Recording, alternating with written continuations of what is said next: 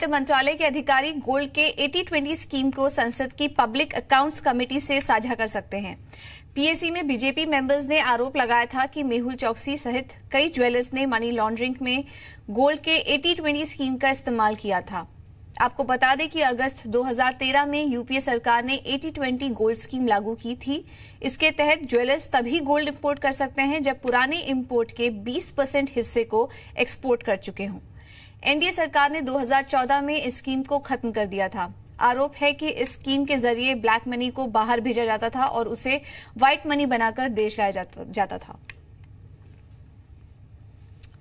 और इस पर और ज्यादा जानकारी देने के लिए मेरे सहयोगी दीपू राय हमारे साथ मौजूद हैं। दीपू, बताइए क्या है ये पूरा मामला, किस तरह का आरोप लगाया गया है बीजेपी की तरफ से और 80-20 स्कीम असल में थी क्या, जिसका फायदा यहाँ पर पहुंचाने की कोशिश की गई है? बिल्कुल, आपको बताएं कि 2016 में सीएजी की रिपोर्ट आई थी जिसमें कहा गया था कि इस स्कीम के जरिए, स्कीम ये थी कि सरकार को करेंट अकाउंट डेफिसिट हो रहा था क्योंकि बहुत सारा गोल्ड या ज़्यादा से ज़्यादा गोल्ड पेट्रोलियम प्रोडक्ट के अलावा देश में जो इंपोर्ट होता था उससे आप फॉरेन करेंसी में बाई करते थे और इसकी वजह से करंट अकाउंट डेफिसिट हो रहा था। सरकार ने एक स्कीम निकाली कि अगर आप जो भी गोल्ड आप इंपोर्ट करते हैं उसका 20% हिस्सा, इंपोर्ट किए गए गोल्ड का 20% हिस्सा आप दोबारा उसे एक्सपोर्ट करेंगे और 80% अपने घरेलू यूज के लिए रखेंगे।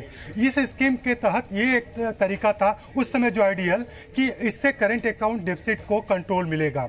लेकिन 2016 में सीएजी ने माना कि इसमें कुछ सर्टेन लेवल पर जो प्राइवेट जो स्टार हाउसेस जिनको बोला जाता है उनको बेनिफिट पहुंचाया गया। और अभी जो ये बात आ रही है कि 7 स्पेसिफिक जो गोल्ड कंपनियां थी इंक्लूडिंग मेहुल चौकसी और नीरव मोदी की जो फ्यूजिटिव हैं अभी, उनके भी कंपनियों को फायदा पहुंचाया गया। तो अभी लेकिन 2016 में सीएजी ने 1.3 लाख करोड़ का एक्सचेकर को यानी सरकार को इस स्कीम से नुकसान होने की आशंका जताई थी और उसके बाद से ये माहौल पैदा हुआ था कि स्कीम 80-20 स्कीम ने बड़े पैमाने पर इसमें मनी लॉन्ड्रिंग हुई है। हालांकि उसकी जांच चल रही थी, लेकिन अभी इसी हफ्ते जब पीएसी को ये रिपोर्ट मांगी गई, पीएसी ने इसको कंसीडर किया कि और इसका लिंक पीएनबी फ्रॉड से जोड़ा गया।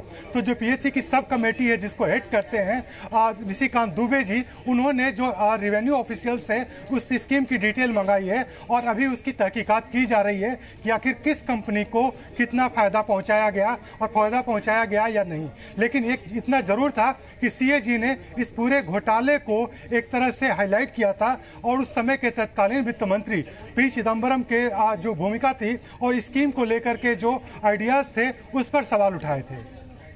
शुक्रिया दीपू, ये सारी जानकारी हमारे साथ शेयर करने के लिए। तो यहाँ पर साफ साफ निकल कर आ रहा है कि 80-20 स्कीम से भी कहीं ना कहीं पीएनबी घोटाले को लिंक किया जा रहा है और ज्वेलर्स को फायदा पहुंचाने की बात की जा रही है।